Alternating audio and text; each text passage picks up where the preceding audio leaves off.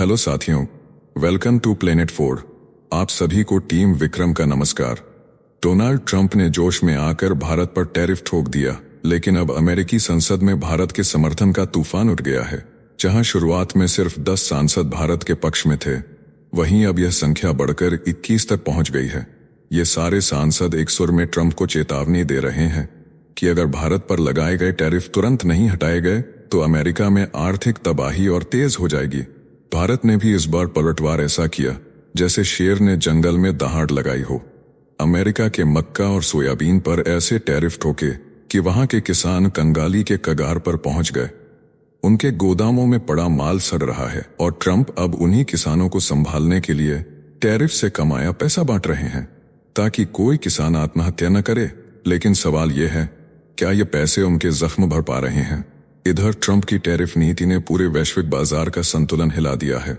BRICS देश भारत, चीन, Brazil एकजुट होकर नए व्यापारिक रास्ते बना रहे हैं। ये देश अब अपने बीच ही सोयाबीन और अन्य कृषि उत्पादों का व्यापार कर रहे हैं। नतीजा ये हुआ है कि अमेरिकी किसानों के माल के लिए खरीदार ही गायब हो गए हैं। उनकी आंखों में आंसू हैं और ट्रंप पर दबाव बढ़ता जा रहा है। अब सिर्फ कृषि ही नहीं, अमेरिका के अन्य सेक्टर भी कराह उठे हैं। बेरोजगारी बढ़ रही है। ट्रंप ने किसानों के लिए जो राहत पैकेज घोषित किया था, उसने नए विवादों को जन्म दे दिया है। देश भर में आवाज उठ रही है, जब किसानों को राहत मिल सकती है तो बाकी सेक्टरों को क्यों नहीं? अमेरिका और भारत के रिश्तों में नया मोड़ आने वाला है। जल्द ही दोनों देशों के बीच व्यापार डील फाइनल हो सकता है, क्योंकि 21 अमेरिकी सांसदों ने राष्ट्रपति डोनाल्ड ट्रंप को पत्र लिखकर चेताया है कि उनकी टैरिफ नीति दोनों देशों के लिए नुकसानदेह साबित हो रही है। ये वही नीति है जिसके कारण भारत से आने वाले उत्पादों पर 50% तक का टैक्स बढ़ा दिया गया है। सांसदों का दावा है कि ट्रंप के फैसले से भारत धीरे धीरे चीन और रूस जैसे देशों के करीब जा रहा है। ब्रिक्स मजबूत हो रहा है, डॉलर के खिलाफ रणनीति तेज हो रही है। अब सोचिए, अगर भारत जैसे रणनीतिक साझेदार से अमेरिका का रिश्ता कमजोर होता है तो इसका असर दुनिया की शक्ति संतुलन पर कितना गहरा होगा। इस वीडियो में हम इसी पर बात करेंगे कि आखिर अमेरिका के इन सांसदों को भारत की चिंता क्यों सता रही है। ट्रंप की नीति से कौन कौन से आर्थिक और रणनीतिक समीकरण हिल रहे हैं, और क्या भारत अब अपने हितों के लिए अमेरिका से दूरी बनाना शुरू कर चुका है। इसी बीच विदेश मंत्री एस जयशंकर के हालिया बयान ने भारत अमेरिका संबंधों पर एक नया मोड़ ला दिया है। दिल्ली में आयोजित चौथे कौटिल्य आर्थिक सम्मेलन में जयशंकर ने स्पष्ट कहा कि भारत और अमेरिका के बीच कुछ समस्याएं हैं, खासकर व्यापार वार्ता और टैरिफ को लेकर। उन्होंने बताया कि अमेरिका ने रूस से तेल खरीदने के कारण भारत पर अतिरिक्त टैक्स लगाया है, जिसे भारत अनुचित मानता है। जयशंकर ने कहा कि कई देश रूस से तेल खरीद रहे हैं, फिर भी निशाना केवल भारत को बनाया गया। हाल ही में खबर आई कि तुर्की ने अमेरिकी दबाव को इनकार करते हुए रूसी तेल खरीदना जारी रखा है। लेकिन तुर्की पर कोई ट्रंप का एक्शन नहीं हुआ, क्योंकि तुर्की ने हमास और इजरायल के बीच डील कराने में मदद की। इस वीडियो में हम जानेंगे कि जयशंकर के इन शब्दों के पीछे क्या रणनीतिक सोच है, अमेरिका की नीतियों पर भारत का रुख कैसे बदल रहा है, और क्या आने वाले समय में दोनों देशों के रिश्ते किसी नए अध्याय में प्रवेश करने जा रहे हैं। आज हम प्लैनेट 4 बोनस न्यूज में बात करेंगे कि कैसे अमेरिकी राज्य कैलिफोर्निया ने इतिहास रच दिया है। अब दिवाली वहां की आधिकारिक छुट्टी बन चुकी है। सवाल यह है कि आखिर अमेरिका जैसे देश में भारतीय संस्कृति को यह सम्मान कैसे मिला? कौन थे इस पहल के नायक, और इस पहल के नायक, और इस पहल के नायक, और इस फैसले ने भारतीय समुदाय को क्या नया आत्मविश्वास दिया? आज के वीडियो में हम आपको बताएंगे कि यह कदम कैलिफोर्निया के समाज, राजनीति और पहचान को कैसे बदल रहा है। आपको क्या लगता है, क्या बाकी अमेरिकी राज्य भी ऐसा करेंगे? कमेंट में जरूर बताइए। एक तरफ जहां डोनाल्ड ट्रंप भारत पर दबाव बना रहे हैं, वहीं दूसरी तरफ अमेरिका के बड़े राज्य भारत के संस्कृति को अपना रहे हैं। और मैं आप सभी को बताना चाहता हूं कि कैलिफोर्निया अमेरिका का सबसे अमीर राज्य है, जिसकी जीडीपी $4 ट्रिलियन से भी ज्यादा है। अगर कैलिफोर्निया धरती पर एक नया देश होता तो उसकी इकोनॉमी दुनिया की चौथी सबसे बड़ी इकोनॉमी होती। तो चलिए इन सभी खबरों को जानते हैं बेहद विस्तार से, आसान भाषा में। अब यहां से आगे की जानकारी आप इस रिपोर्ट में देखिए। धन्यवाद। सभी साथियों को टीम विक्रम का नमस्कार।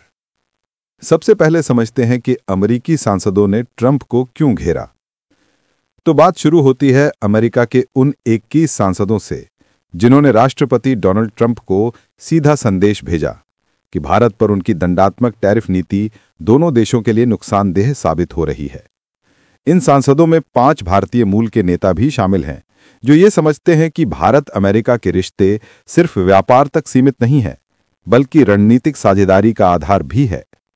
जब उन्होंने कहा कि ट्रंप की नीति भारत को चीन और रूस जैसे देशों की ओर धकेल रही है, तो इसका मतलब यह था कि अगर अमेरिका अपने सहयोगियों के साथ आर्थिक संघर्ष करेगा तो भारत जैसे उभरते देशों को मजबूरन नए साझेदारों की तलाश करनी पड़ेगी।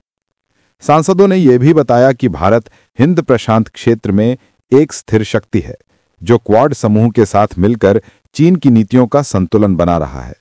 यानी यह सिर्फ एक आर्थिक मुद्दा नहीं, बल्कि भू राजनीतिक स्थिरता से जुड़ा विषय है।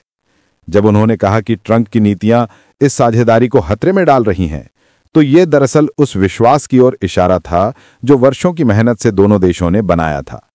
अमेरिका और भारत की दोस्ती अब दुनिया की रणनीतिक दिशा तय करने की क्षमता रखती है। ऐसे में उसे झटका लगना पूरे इंडो पैसिफिक क्षेत्र के लिए चिंता का विषय है। आइए अब जान लेते हैं कि टैरिफ नीति से दोनों देशों की अर्थव्यवस्थाओं पर क्या असर पड़ा। तो अमेरिकी सांसदों के पत्र में यह साफ तौर पर कहा गया कि ट्रंप के द्वारा लगाए गए 50% तक के टैरिफ ने भारतीय निर्माताओं और अमेरिकी उपभोक्ताओं दोनों को चोट पहुंचाई है। भारत से आने वाले सामान महंगे हो गए, जिससे अमेरिकी उपभोक्ताओं को अधिक कीमत चुकानी पड़ रही है। यही नहीं, इससे अमेरिका की कंपनियों की सप्लाई चेन भी बिगड़ गई है। कई अमेरिकी कंपनियां भारत पर निर्भर हैं क्योंकि भारत अर्धचालक, हेल्थ केयर और ऊर्जा जैसे क्षेत्रों में अमेरिका के लिए जरूरी इनपुट उपलब्ध कराता है। अब जब टैरिफ बढ़ा तो इन कंपनियों की लागत भी बढ़ गई और इससे अमेरिकी बाजार में प्रतिस्पर्धा कमजोर हुई। भारतीय कंपनियों ने भी अमेरिका में अरबों डॉलर निवेश किए हैं, जिससे हजारों लोगों को रोजगार मिला है। अब अगर ये टैरिफ की दीवारें खड़ी रहीं तो दोनों देशों के आर्थिक रिश्ते कमजोर पड़ जाएंगे। सांसदों ने कहा कि यह स्थिति एक आत्मघाती रास्ता बनती जा रही है, क्योंकि इससे न तो अमेरिका का उद्योग खुश है और न ही भारत का निर्यातक समुदाय। वे ये भी बताते हैं कि अगर ये नीतियां जारी रहीं तो इसका असर सीधा रोजगार, व्यापार और नवाचार पर पड़ेगा, जो दोनों देशों की ताकत का आधार है। अब सुनिए कि भारत अमेरिका रिश्तों को फिर से मजबूत करने की क्या जरूरत है। तो सांसदों ने अपने पत्र में एक स्पष्ट मांग रखी कि ट्रंप को भारत के साथ रिश्तों को दोबारा सुधारना चाहिए और टैरिफ नीति की समीक्षा करनी चाहिए। उनका मानना है कि भारत अब केवल एक व्यापारिक साझेदार नहीं रहा, बल्कि वो रक्षा, सुरक्षा और प्रौद्योगिकी में भी अमेरिका का विश्वसनीय साथी बन चुका है। भारत और अमेरिका के बीच कई संयुक्त सैन्य अभ्यास होते हैं, जो दोनों देशों की सुरक्षा और समुद्री सहयोग को और मजबूत करते हैं। सांसदों ने कहा कि अगर इस भरोसे की नींव को आर्थिक विवादों से हिलाया गया तो इससे न केवल व्यापार को नुकसान होगा, बल्कि अमेरिका की वैश्विक साख पर भी असर पड़ेगा। उन्होंने ट्रंप से यह आग्रह किया कि टकराव के रास्ते को छोड़कर संवाद और संतुलन के रास्ते पर लौटें, क्योंकि आज भारत एक ऐसा देश है जो वैश्विक स्थिरता और शांति का प्रमुख स्तंभ बन चुका है। ये वक्त है कि अमेरिका अपनी नीतियों में लचीलापन दिखाए और भारत के साथ संबंधों को और गहराई दे, ताकि दोनों देशों की साझेदारी फिर से विश्वास और सहयोग के नए अध्याय लिख सके। साथियों, आगे बढ़ने से पहले आप सभी को बता दूं कि अगर आप देश, दुनिया, डिफेंस और इकोनॉमी की 100 से ज्यादा खबरें एक साथ, एक ही जगह पर, एक ही समय में फटाफट रोज देखना चाहते हैं, तो कृपया हमारे साथ जी चिल्स चैनल पर जुड़िए, जहां हम रोज शाम 9 बजे आपके लिए दुनिया की तमाम सारी खबरें एक साथ लेकर आते हैं। जी चिल्स चैनल का लिंक आपको नीचे डिस्क्रिप्शन या कमेंट बॉक्स में मिल जाएगा। चलिए अब समझते हैं कि श्री जयशंकर के बयान से भारत अमेरिका रिश्तों की असल तस्वीर क्या उभरती है। तो जब विदेश मंत्री एस जयशंकर ने दिल्ली में चौथे कौटिल्य आर्थिक सम्मेलन के मंच से ये कहा कि भारत और अमेरिका के बीच कुछ समस्याएं हैं, तो ये महज एक सामान्य टिप्पणी नहीं थी। ये बयान उस सच्चाई का संकेत था कि दोनों देशों के बीच व्यापार और आर्थिक मुद्दों पर खींचतान बढ़ रही है। जयशंकर ने ये बात पूरी स्पष्टता से रखी कि अमेरिका द्वारा भारत पर लगाए गए भारी टैरिफ से रिश्तों में तनाव आ गया है। उन्होंने बताया कि रूस से तेल खरीदने के मुद्दे पर अमेरिका ने भारत को अतिरिक्त टैक्स के दायरे में लाकर गलती की है। भारत इस कदम को अनुचित मानता है, क्योंकि ऐसे कई देश हैं जो रूस से तेल खरीद रहे हैं, फिर भी अमेरिका ने विशेष रूप से भारत को निशाना बनाया। ये वक्तव्य भारत के आत्मविश्वासी स्वर का उदाहरण है, जो अपने हितों की रक्षा के लिए किसी भी मंच पर सच्चाई के साथ खड़ा होता है। आइए अब जान लेते हैं कि जयशंकर जी ने बातचीत और समझदारी से हल खोजने की बात क्यों कही। तो विदेश मंत्री ने अपने भाषण में ये स्वीकार किया कि भारत और अमेरिका के बीच मतभेद मौजूद हैं, लेकिन इन मतभेदों का समाधान केवल संवाद और समझदारी से ही संभव है। श्री जयशंकर का ये दृष्टिकोण भारत की उस नीति को दर्शाता है जिसमें विवाद को टकराव में बदलने की जगह उसे संवाद से सुलझाने का प्रयास किया जाता है। उन्होंने कहा कि भारत किसी भी मसले पर जल्दबाजी में प्रतिक्रिया नहीं देता, बल्कि ठोस विचार और रणनीति के साथ आगे बढ़ता है। उनके इस बयान से साफ झलकता है कि भारत अब बराबरी के स्तर पर बात करता है, आदेश सुनने वाला नहीं, विचार रखने वाला देश बन चुका है। अब सुनिए कि बदलते वैश्विक समीकरणों पर जयशंकर जी का क्या विश्लेषण था। तो श्री जयशंकर ने अपने भाषण में बताया कि आने वाले वर्षों में अमेरिका और चीन के रिश्ते दुनिया की राजनीति की दिशा तय करेंगे। उन्होंने कहा कि अमेरिका आज पहले से कहीं अधिक सक्रिय है और अपने हितों के हिसाब से नई रणनीतियां बना रहा है। इसी के समानांतर चीन एक ऐसे दौर में है जहां उसके कई प्रोजेक्ट और संस्थान अधूरे हैं, जिससे उसकी स्थिति चुनौतीपूर्ण हो गई है। उन्होंने बताया कि आज की दुनिया में एक साथ कई आर्थिक और राजनीतिक घटनाएं हो रही हैं, जिससे वैश्विक माहौल में अस्थिरता बढ़ गई है। देश अब जोखिम से बचने के लिए सुरक्षा और स्थायित्व को प्राथमिकता दे रहे हैं।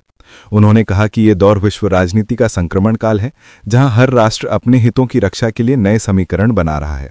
ये संकेत था कि भारत भी इस नई विश्व व्यवस्था में अपनी भूमिका को मजबूती से घड़ रहा है और अपने हितों को सधेवे अंदाज में परिभाषित कर रहा है।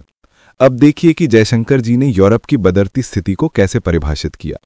तो विदेश मंत्री ने अपने विचारों में बताया कि पहले यूरोप में एक संतुलित व्यवस्था थी। अमेरिका सुरक्षा देता था, रूस ऊर्जा की आपूर्ति करता था और चीन व्यापारिक साझेदारी निभाता था। पर अब ये समीकरण बदल चुके हैं। आज यूरोप उन तीनों क्षेत्रों में संकट झेल रहा है। अमेरिका की सुरक्षा गारंटी कमजोर पड़ रही है, रूस से ऊर्जा की आपूर्ति में अनिश्चितता आ गई है और चीन पर भरोसा घटा है। जयशंकर साहब ने कहा कि इस अस्थिरता के बीच भारत एक स्थिर और भरोसेमंद शक्ति बनकर उभरा है। उन्होंने इस बात को रेखांकित किया कि भारत आज वैश्विक मंच पर संतुलन बनाने की क्षमता रखता है। इस पूरी बातचीत में उन्होंने भारत की परिपक्वता, संतुलन और वैश्विक जिम्मेदारी की झलक पेश की। अब समय है प्लैनेट 4 बोनस न्यूज का। तो चलिए अब समझते हैं कि कैलिफोर्निया ने दिवाली को राजकीय छुट्टी क्यों बनाया। तो कैलिफोर्निया ने दिवाली को सिर्फ एक त्योहार के तौर पर नहीं, बल्कि एक सामाजिक संदेश के रूप में अपनाया है। जब राज्यपाल गैविन न्यूसम ने विधानसभा बिल 268 पर हस्ताक्षर किए, तो ये महज एक कानून नहीं था, बल्कि लाखों भारतीय मूल के लोगों के लिए सम्मान की पहचान था। अब सरकारी स्कूल, कॉलेज और राज्य के कर्मचारी दिवाली पर छुट्टी मना सकेंगे, यानी भारतीय संस्कृति को पहली बार अमेरिकी धरती पर आधिकारिक मान्यता मिली है। दिवाली, जो अंधकार पर प्रकाश की जीत का प्रतीक मानी जाती है, अब कैलिफोर्निया के आधिकारिक कैलेंडर में दर्ज हो गई है। ये वही राज्य है जहां लगभग 10 लाख दक्षिण एशियाई रहते हैं, जिन्होंने इस भूमि को अपना दूसरा घर बनाया है। इस कदम से न सिर्फ सांस्कृतिक विविधता को सम्मान मिला, बल्कि एकता और समावेशिता का प्रतीक भी स्थापित हुआ। भारतीय मूल के विधायक अश कालरा, जो कैलिफोर्निया विधानसभा में चुने जाने वाले पहले भारतीय अमेरिकी हैं, उन्होंने इस पल को ऐतिहासिक बताया। उन्होंने कहा कि दिवाली सिर्फ एक पर्व नहीं, बल्कि आशा, उजाले और समुदाय की भावना का उत्सव है। ये कदम कैलिफोर्निया को उस दिशा में ले जा रहा है जहां हर संस्कृति को बराबरी का स्थान मिले। अब सुनिए कि इस निर्णय से भारतीय समुदाय और अमेरिका में क्या बदला। तो इस फैसले ने कैलिफोर्निया में भारतीयों के मन में एक नई गर्व की भावना जगा दी है। विधायक अश कालरा और दर्शना पटेल द्वारा लाए गए इस बिल को जब दोनों दलों का समर्थन मिला, तो ये साबित हो गया कि ये फैसला राजनीति से ऊपर उठकर मानवता और संस्कृति का संदेश दे रहा है। राज्यपाल के हस्ताक्षर के बाद सिलिकॉन वैली से लेकर सैक्रामेंटो तक जश्न का माहौल बन गया। लोग दिए जला रहे थे, रंगोली बना रहे थे और अपने बच्चों को ये समझा रहे थे कि अब अमेरिका में भी उनकी परंपरा को वही सम्मान मिला है जो बड़े त्योहारों को मिलता है। सिलिकॉन वैली के उद्यमी अजय भुटोरिया ने इसे कैलिफोर्निया की नई पहचान बताया, एक ऐसा राज्य जो हर समुदाय को साथ लेकर चलता है। इस कदम से न केवल भारतीय संस्कृति का गौरव बढ़ा, बल्कि अमेरिकी समाज में विविधता को भी एक नई दिशा मिली। कैलिफोर्निया अब पश्चिमी तट का पहला राज्य बन गया है जिसने दिवाली को राजकीय छुट्टी के रूप में स्वीकार किया है, और यह बदलाव आने वाले वर्षों में पूरे अमेरिका में सांस्कृतिक एकता की नई मिसाल बन सकता है। इस वीडियो में फिलहाल इतना ही। जल्द मिलते हैं एक और नई अपडेट के साथ। जाने से पहले वीडियो को लाइक करके चैनल को सब्सक्राइब कर लें। धन्यवाद।